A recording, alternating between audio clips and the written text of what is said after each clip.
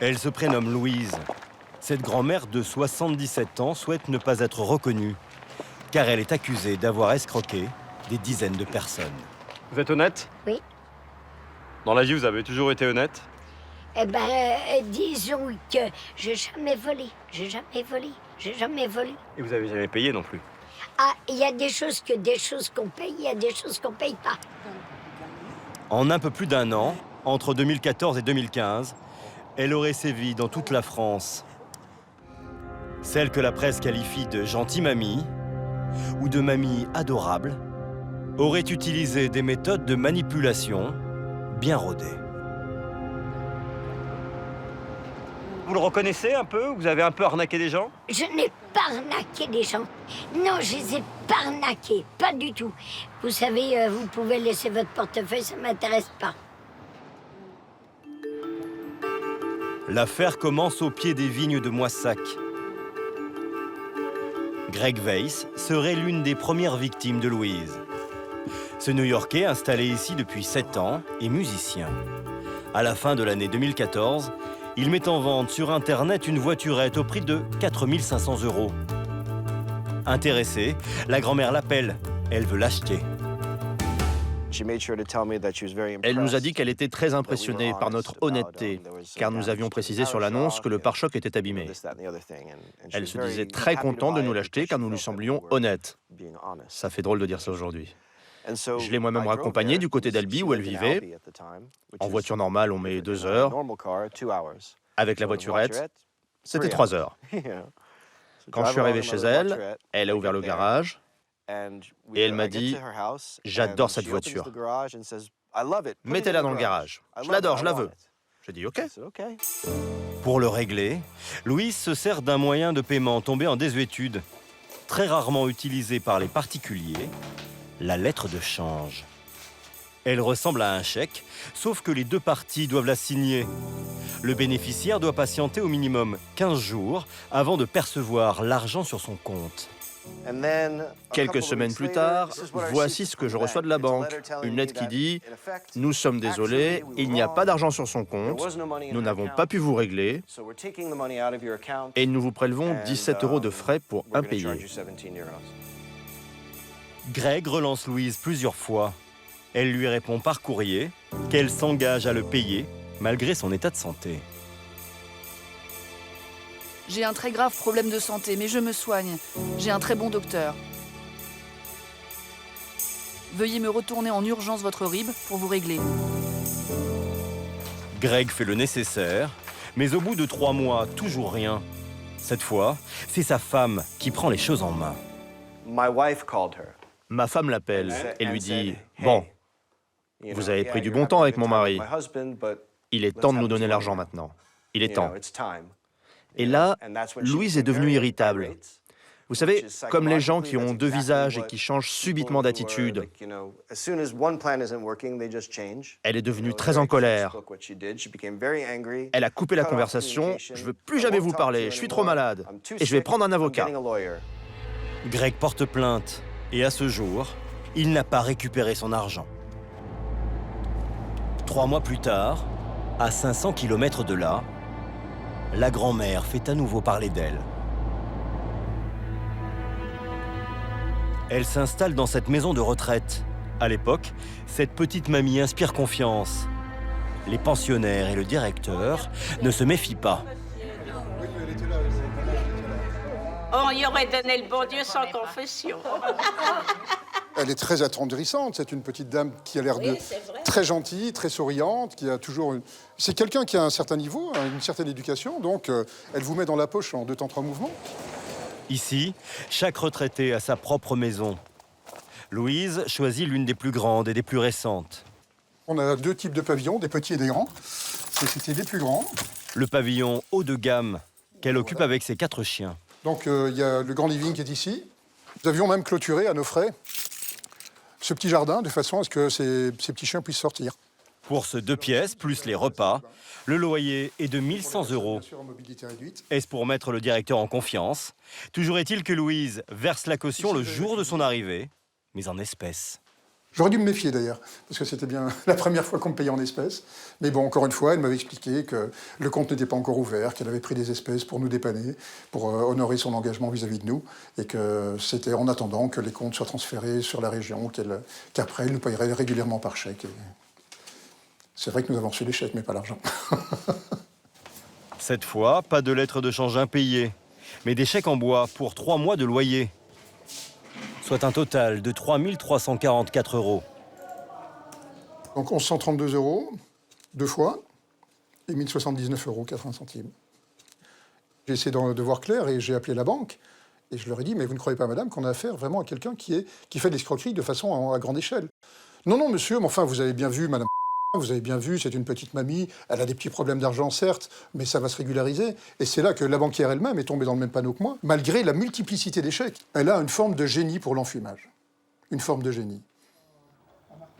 Au bout de 3 mois, un beau matin, Louise quitte la maison de retraite, sans prévenir et sans laisser d'adresse.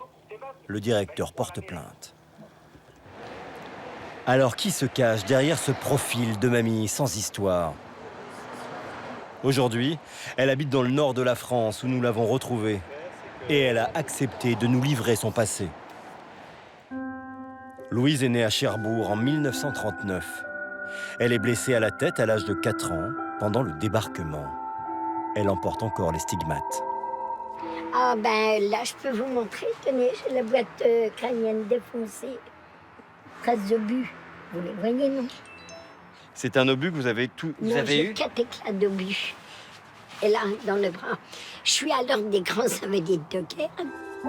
Mariée 2 fois à des militaires, elle a 3 enfants qu'elle a aujourd'hui perdu de vue. Vous ne voyez plus vos filles? Non. Et votre fils?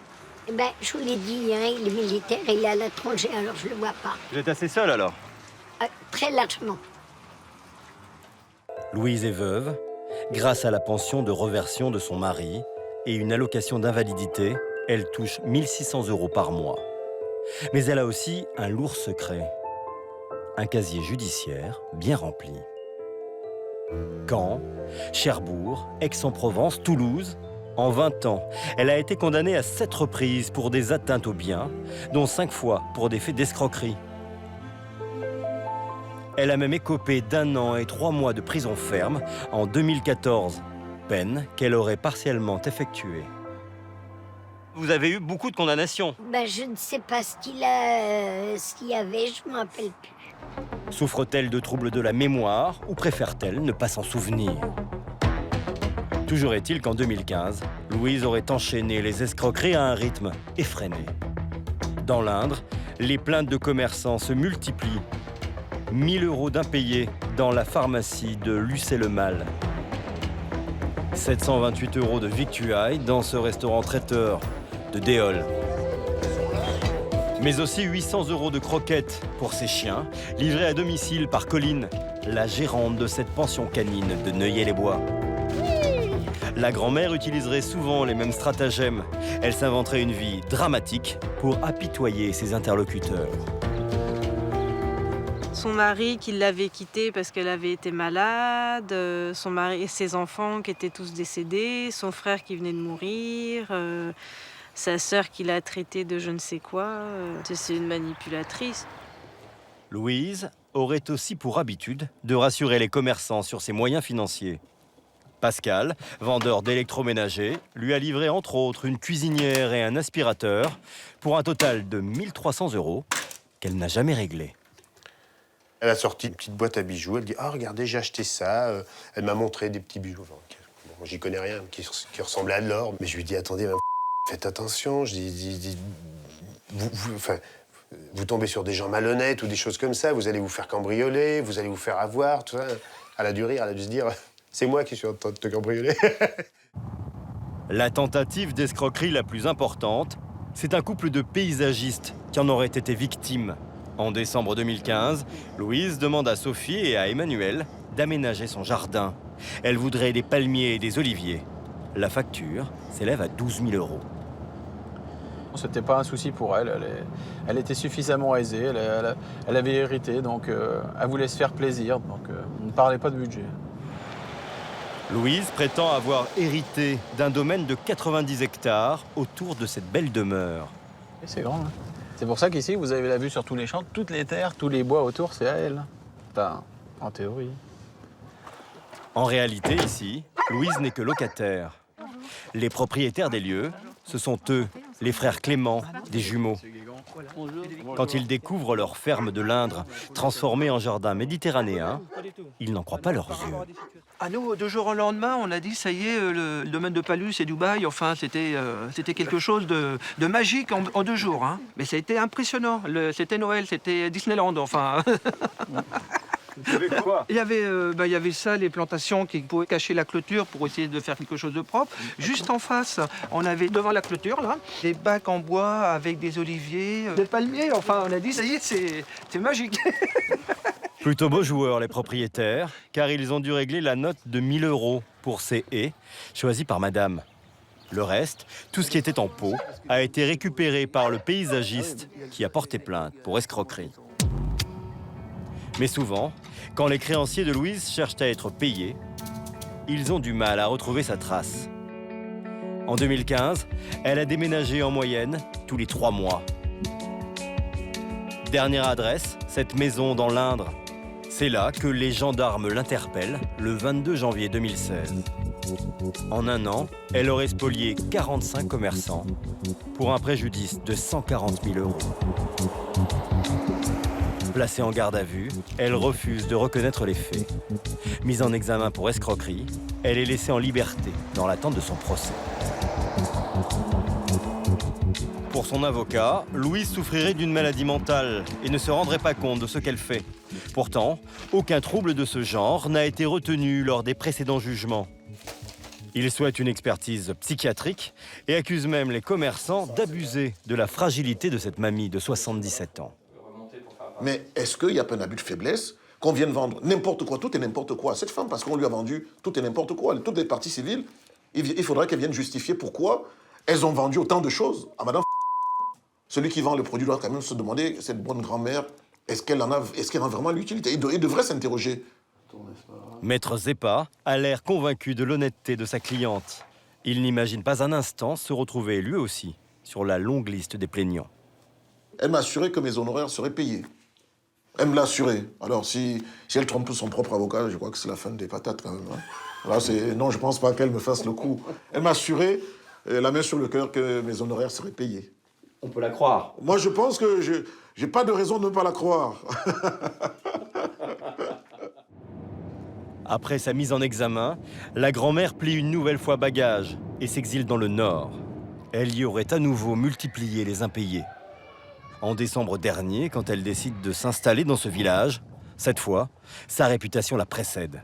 Le maire et le propriétaire du studio qu'elle veut louer ne vont pas l'accueillir à bras ouverts. Voilà, c'est cette maison. Ils ont été alertés par les déménageurs qui sont alors en plein conflit avec la mamie.